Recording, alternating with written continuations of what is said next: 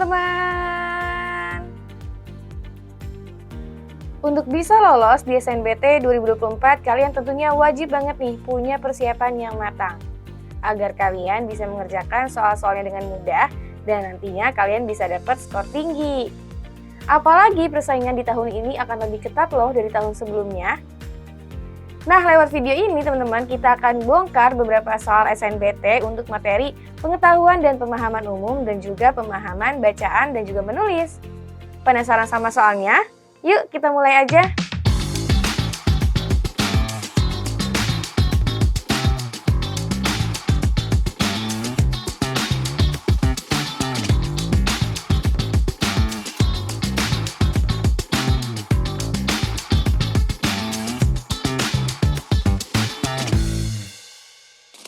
Oke teman-teman, ini kita masuk ya ke soal pertama. Untuk soal pertama kita akan mulai dengan materi pengetahuan dan pemahaman bacaan dulu sampai nanti soal ketiga. Baru nanti soal keempat dan soal kelima kita akan bahas soal pemahaman bacaan dan menulis. Yuk langsung aja kita mulai. Nah di sini kalian bisa lihat ya teman-teman ya, udah ada teks yang membahas mengenai apa sih? Membahas mengenai Bapak Sapardi ya. Dia juga tak terlalu asyik dengan eksperimen bentuk sajak-sajaknya, bahkan sering sekali menulis puisinya dalam bentuk prosa. Sebagaimana ditengarai Prof. A. Tew, yang bahkan mengikuti perkembangan sastra Indonesia dengan tekun dan telaten selama hidupnya. Nah ini kita baca aja kalimat awalnya ya teman-teman ya. Tapi secara garis besar itu adalah membahas mengenai Bapak Sapardi nih. Kita langsung aja untuk mempersingkat waktu, langsung masuk ke soalnya. Terdapat penulisan yang tidak sesuai puebi pada teks di atas, yaitu pada kalimat nomor A1, B2, C3, D4, atau E, semua salah. Nah ya teman-teman, kita di sini diminta untuk mencari penulisan yang tidak sesuai dengan puebi. Puebi itu mengatur banyak hal ya teman-teman ya, mulai dari kata baku juga masuk, kemudian apa lagi? Tanda baca, huruf kapital, dan lain sebagainya. Nah, di sini teman-teman, kalau kalian baca teksnya dengan seksama, maka kita bisa tahu nih bahwa penulisan yang tidak sesuai dengan puebi itu ada di kalimat yang nomor 2, teman-teman nih ya, di kalimat nomor 2. Bahkan, Tew, Prof. A. Tew tadi ya, berpendapat ambiguitas puisi diterapkan Sapardi tidak saja memanfaatkan polisemi kata-kata, tetapi juga melalui penulisan sajak dalam bentuk prosa, yang merupakan suatu inovasi dengan membuka kontroversi dan kemungkinan baru dalam penulisan sebuah sajak di masa depan. Nah, di sini ada penulisan yang kurang tepat, teman-teman, yaitu di kata apa? Di kata Sapardi. Kenapa, Kak, kata Sapardi ini salah? Sapardi ini kan adalah nama orang ya, teman-teman ya. Sapardi ini adalah nama orang. Nah, semestinya sesuai dengan Kamus Besar Bahasa Indonesia, penulisan nama orang itu teman-teman harus diawali dengan menggunakan huruf kapital. Kayak yang di nomor 3 nih teman-teman, di kalimat nomor 3. Nah, seperti ini semestinya. Jadi awalnya itu adalah menggunakan huruf kapital. Ya. Tapi di sini kan enggak ya teman-teman ya, huruf S-nya ya. Jadi ini adalah kesalahan penulisannya. Semestinya menggunakan huruf kapital seperti yang ada di kalimat nomor 3. Jadi untuk soal ini jawabannya jelas banget ya teman-teman. Ada di opsi yang B, kalimat yang nomor 2. Oke teman-teman, kita lanjut ke soal nomor 2. Teksnya masih sama nih ya, membahas mengenai Bapak Sapardi. Tapi yang ditanyakan pastinya beda. Makna dari kata polisemi pada kalimat 2 adalah A. Penggunaan kata-kata yang indah pada sebuah karya sastra. B. Bunyi bahasa pada sebuah karya sastra. C. Bentuk bahasa yang bermakna lebih dari satu. D. Seni dan bentuk dalam sebuah karya sastra. E. Gaya bahasa yang digunakan dalam karya sastra. Nah, kita diminta untuk mencari makna kata, teman-teman. Kalau makna kata, jelas banget ya. Itu harus sesuai dengan apa sih teman-teman? Sesuai dengan KBBI ya. Patokan dari kalau kita jawab makna kata itu adalah sesuai dengan KBBI. Tapi pasti akan muncul pertanyaan, tapi kan Kak di KBBI bahasanya banyak, kata-katanya banyak, terus gimana taunya?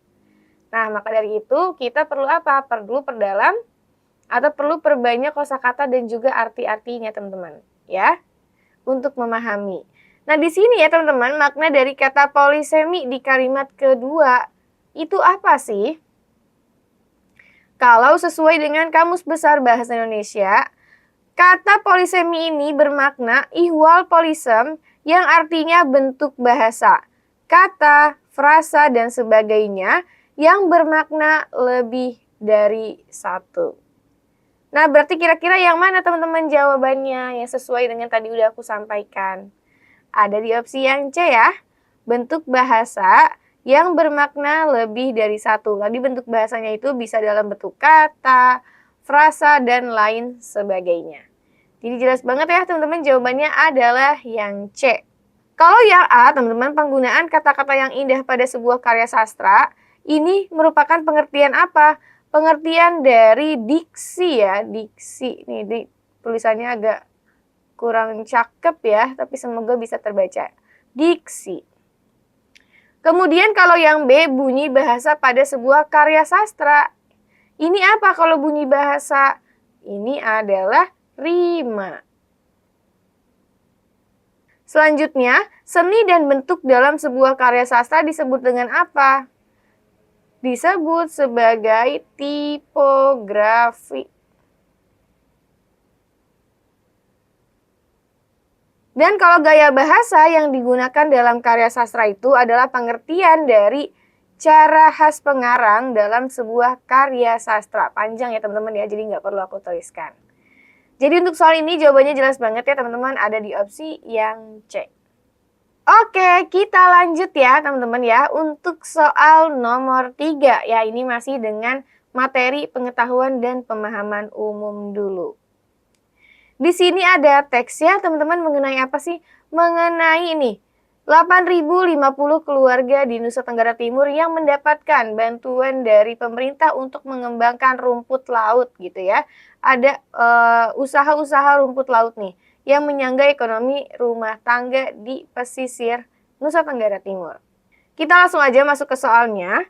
Pernyataan yang sesuai dengan teks di atas adalah A. Produksi rumput laut sangat baik untuk kawasan perairan.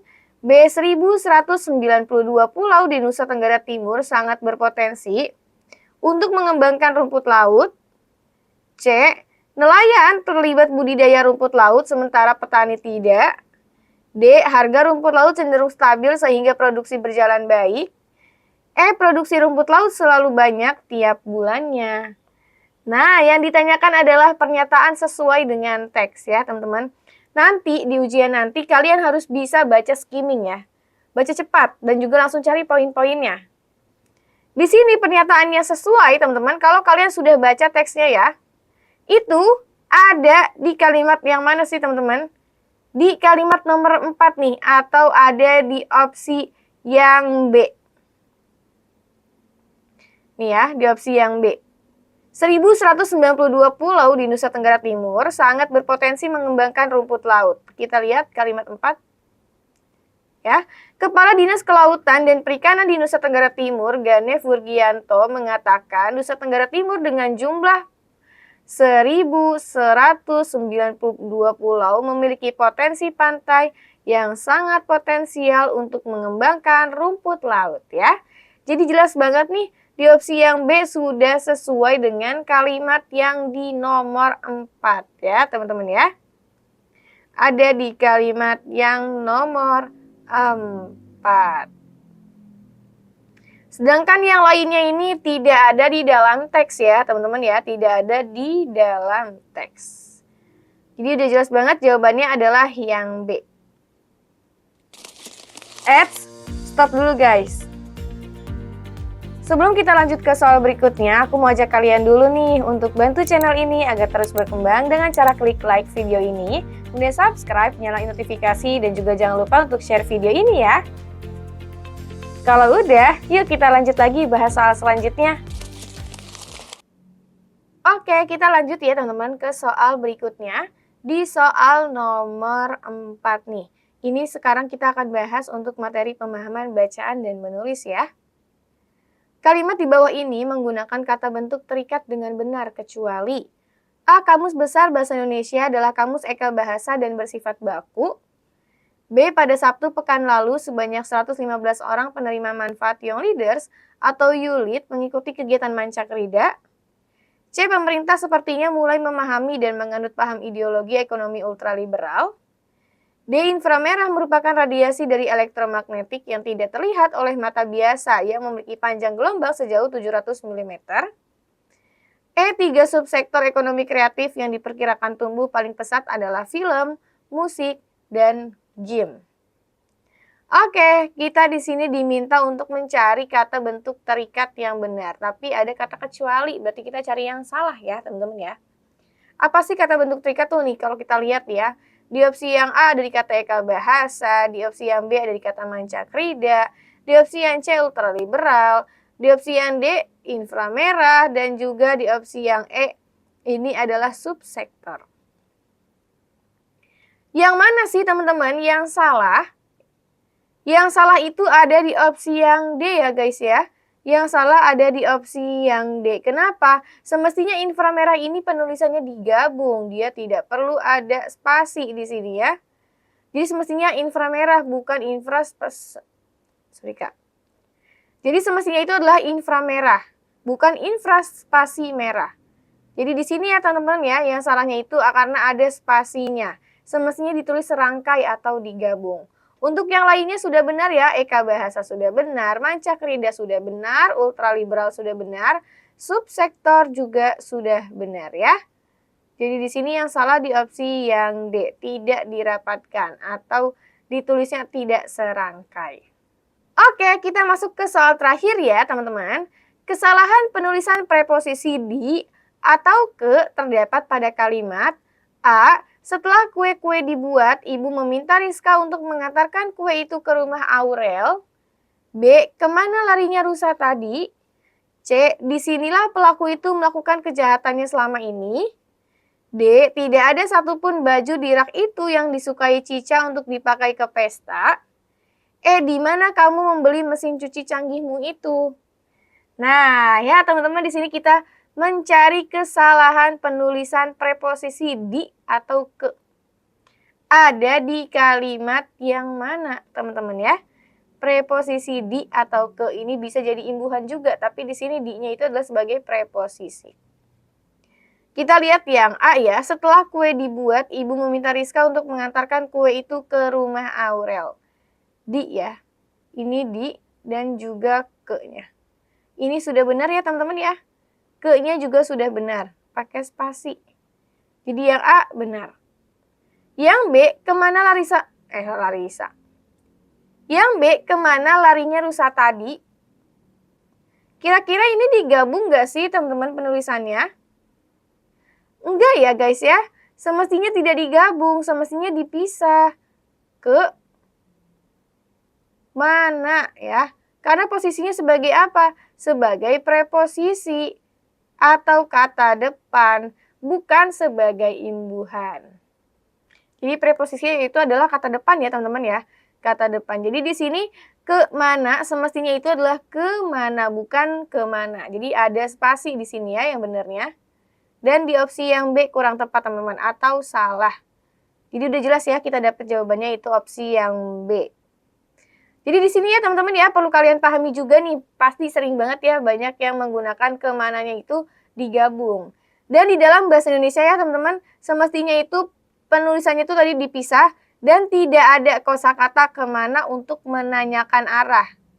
Jadi perbaikan yang tepatnya itu adalah ke spasi mana, seperti yang udah aku tuliskan, di mana kata mana itu adalah pronomina yang didahului oleh kata ke, dari, dan di, yang fungsinya menanyakan tempat. Jadi di sini mananya ini adalah pronomina, kemudian didahului oleh ke, kemudian dari, dan di. Maksudnya gimana sih Kak? Kemana? Dari mana? Di mana? Nah itu adalah kata-kata yang menunjukkan apa fungsinya, menanyakan tempat ya teman-teman, bukan arah. Yang C, disinilah pelaku itu melakukan kejahatannya selama ini udah benar. Yang D, itu di Irak itu juga sudah benar. Yang E, di mana? Nah ini sudah benar ya tadi ya. Di mana? Kayak yang opsi yang B, dia dapat preposisi di, dipisah semestinya. Jadi jelas banget jawabannya yang salah ada di opsi yang B. Nah, jadi segitu dulu ya teman-teman soal untuk materi pengetahuan dan pemahaman umum dan juga pemahaman bacaan menulis yang bisa aku sampaikan hari ini ke kalian lewat video ini. Kira-kira menurut kalian soal-soal yang tadi udah kita bahas mudah atau sulit nih? Kalian wajib banget ya teman-teman ya perbanyak latihan soal agar kalian nih bisa mengerjakan soalnya dengan mudah dan juga pastinya bisa memanajemen waktu dengan baik. Apalagi nanti waktunya terbatas ya teman-teman ya. Dan teman-teman sebelum aku akhir video ini, aku mau ajak kalian lagi untuk bantu channel ini agar terus berkembang dengan cara klik like video ini, kemudian subscribe, nyalain notifikasi dan juga jangan lupa untuk share video ini ya. Dan terakhir aku mengucapkan terima kasih karena kalian sudah menonton videonya sampai habis. Kita akan ketemu lagi di video soal selanjutnya dan tentunya dengan soal dan materi yang lebih beragam. Dadah!